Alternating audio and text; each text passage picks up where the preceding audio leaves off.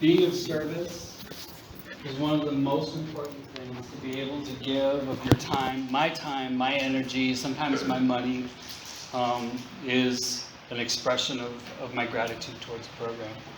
My surrender date is October 10th, 1987. I just celebrated 35 years of clean and sober. And for that, I'm incredibly grateful. Thank you. Now, what? Okay. I have, on the ride down here, I was listening to a podcast, trying to think about, what it is that I wanted to talk about. And then somebody read the spiritual principles. I love that. Because, the promises talk about all sorts of goodies, the 12 promises. But right here it states if we do the deal, this is what we get. The promises, that's what we get. This is everything that I was looking for in drugs and alcohol. I was looking for connection. I was looking for peace of mind. I was looking for all sorts of things, to not be in my own skin. And oftentimes I found that. And 15 minutes is a pretty short amount of time but let me just qualify really quickly. So there's this test, and social workers give it to children that have experienced trauma. And what it does is it rates your trauma from 1 to 10. And I'm a 9. So both my parents died from our disease. My mom died when I was 6, my dad when I was 12. I was a bedwetter, and I slept in a rotting mattress for years. There was never any food in the house. I was a feral child. I was physically, sexually, and emotionally abused up until the time I got sober. And when I was the kind of drug addict and alcoholic that would steal your wallet and then help you look for it. I was that guy. I did not know how to tell the truth. I did not feel safe no matter where I went. The only time I ever really felt safe is when I was completely by myself with a needle hanging out of my arm. That's when I felt safe. I tried, I want to talk about my spiritual upgrades, because this period of my life and my recovery has been so tremendous. It has been such an amazing thing. The pandemic was really rough for a lot of people, but for me it was good. And the reason it was good is because I like to be by myself.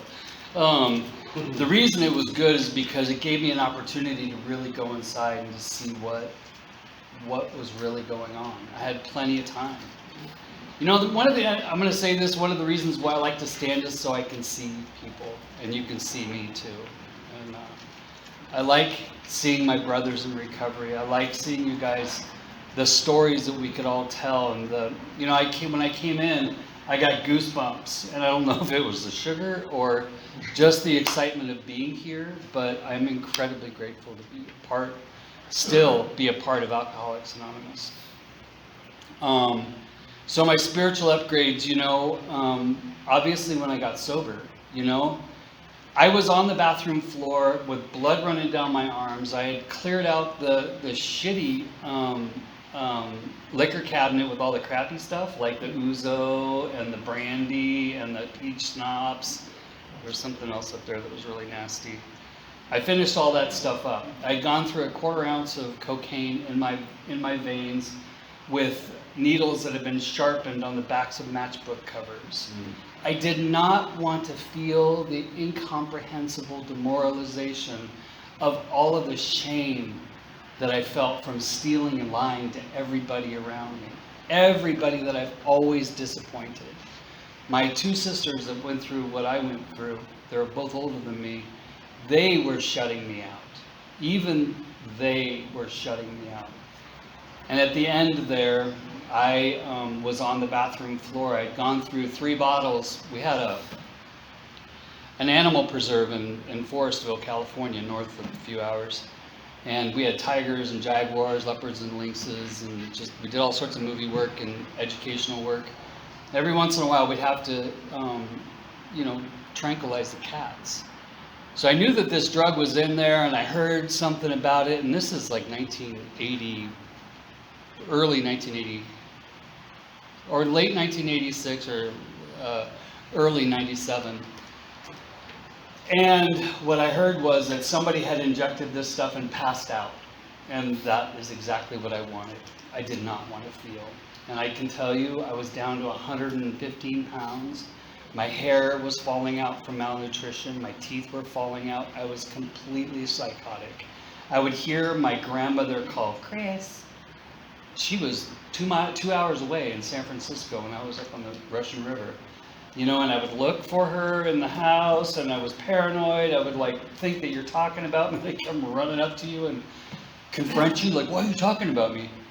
I wasn't that tough, but I was, you know, I was a sketchy little junkie.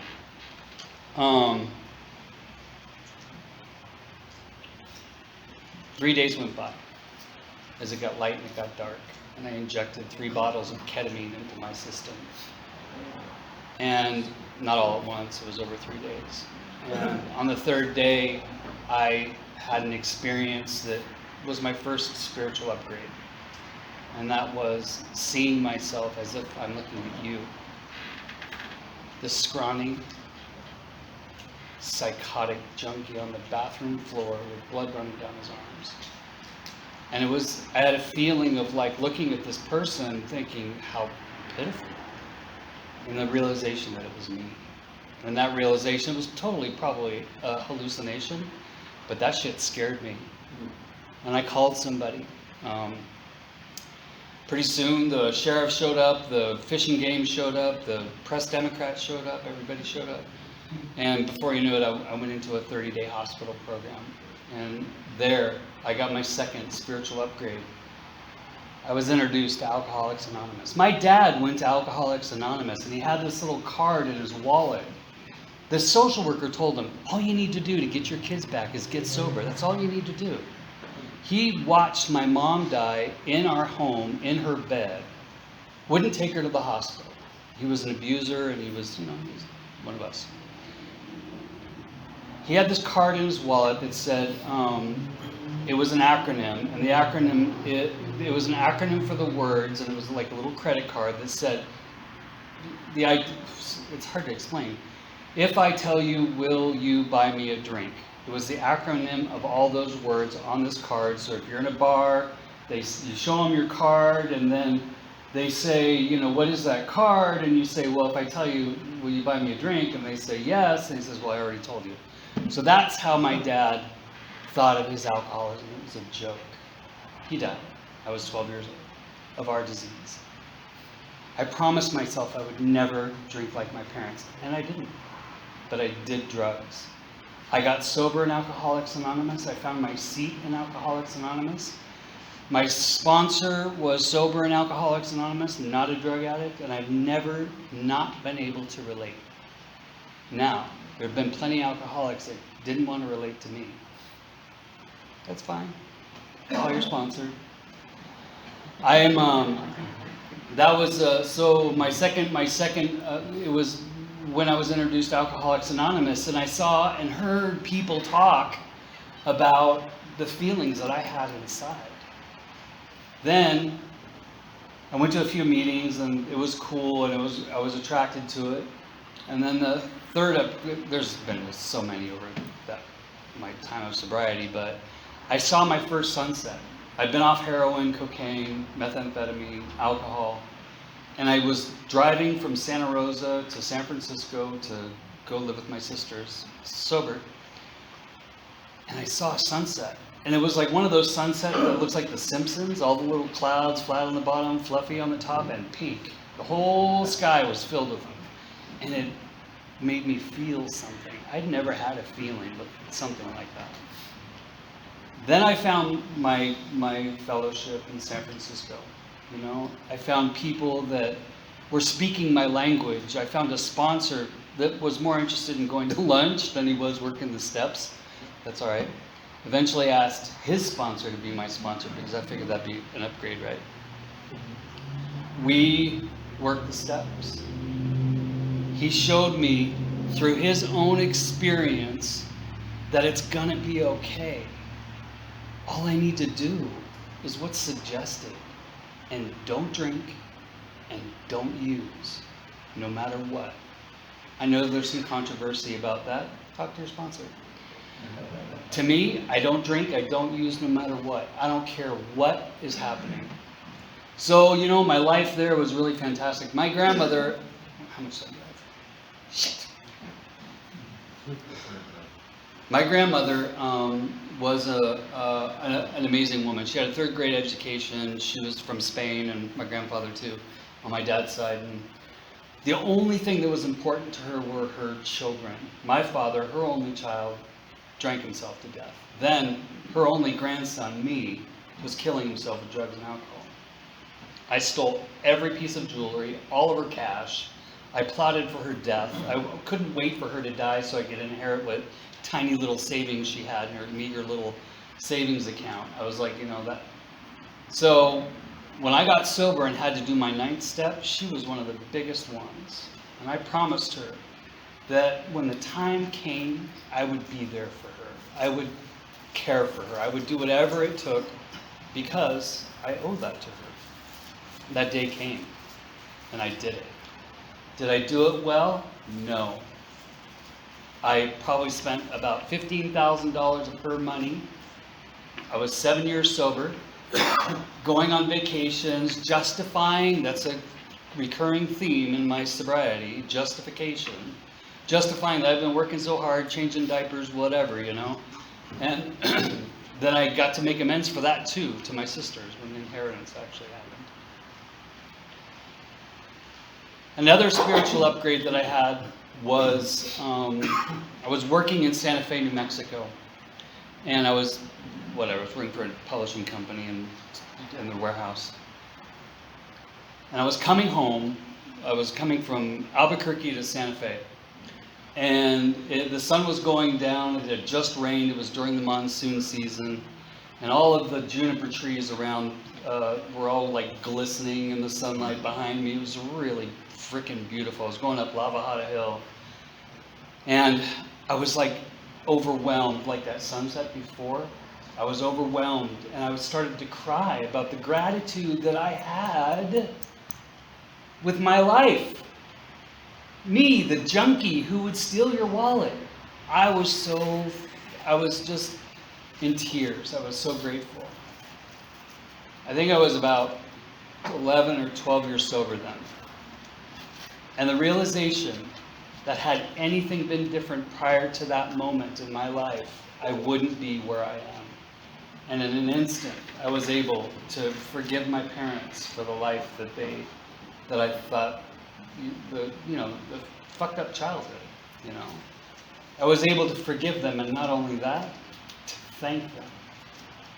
Because I will tell you, if it wasn't for that experience that I had as a kid, I wouldn't have the capacity for empathy and love, tolerance. So I have to thank my parents for that. The last upgrade I'm going to tell you about, because the clock is telling me so, is the pandemic.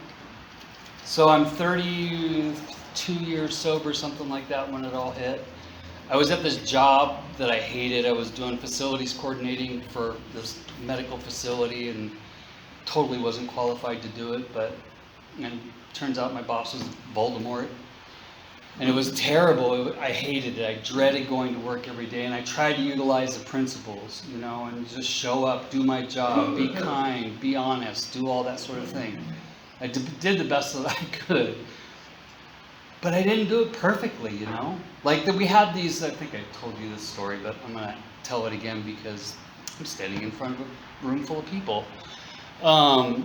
There's this, we had some really expensive curtains that we were using in one of the buildings, and whatever, they were temporary, we didn't use them, we folded them up, put them down, and I thought, I'm going to take them home. Something in me said, it doesn't feel right. Whatever, they're just going to throw them away, right? Who cares? So I, put them in, sneakily put them in my backpack and brought them home and put them under my bed, and there they sat, under my bed. And I lift my thing and I see him. I got that feeling in my stomach. So I talked to my friend David, who I've been sober with. I've known since I got sober. He's like, dude, you just stole from your employer. I'm like, no, they're going to throw it away. He said, was it yours? I said, no. He said, did you pay for it? No. So I'm still fucked up. That was a good experience. So I will confess, when I did return them, I did it when everything was closed and the cameras were off and I didn't have to worry about getting caught. But I did bring them back, just probably not as honestly as I could have. So during the pandemic, I lost that job, I was laid off, and I was at home for 1.5 years in a studio apartment downstairs. And I was looking at my life. Who am I? I've been sober all this time. I feel like I'm okay, but what do I believe? You know? Turns out, one of my character defects is that I'm a people pleaser. I want you to like me so bad that I will do anything to make that happen. I'll be cute, I'll be charming, I'll bake you croissants, I will do whatever it takes to make sure that you like me. The reason? Because I need to feel safe. Because of where I came from. I need to feel safe. I thought. That realization happened, and the upgrade was that my relationship with God was a little bit like a sugar daddy situation. Like, you know, when things get rough, I'm going to reach out. That's pretty much it. When I need help, I'm going to ask for help. But on a daily thing, it wasn't really there. I didn't have a really deep kind of connection with my higher power. And I remember thinking, you know what? I don't know what God is, and I don't care. It doesn't make any difference to me. I like the fact that I don't understand it because it's mysterious, and it's easier for me to turn my will and my life over to something mysterious. And that, I swear to you, I had this realization that my higher power loves me exactly the way that I am. Queer, short, foul-mouthed, all of it, you know, and if other people don't like me, oh well, I'm good. I got the people behind me that really do love and care for me. So that freed me, not 100%, it freed me mostly from my people pleasing. Every once in a while I get insecure and whatever, but. So these spiritual principles is why I stay sober. I want to feel honesty and hope and faith, courage, integrity, willingness, humility, brotherly love, justice, perseverance, spirituality, and service. I want these things to be a part of my daily life. And Alcoholics Anonymous gave this shit to me. And all I had to do was not drink, no matter what. So thank you.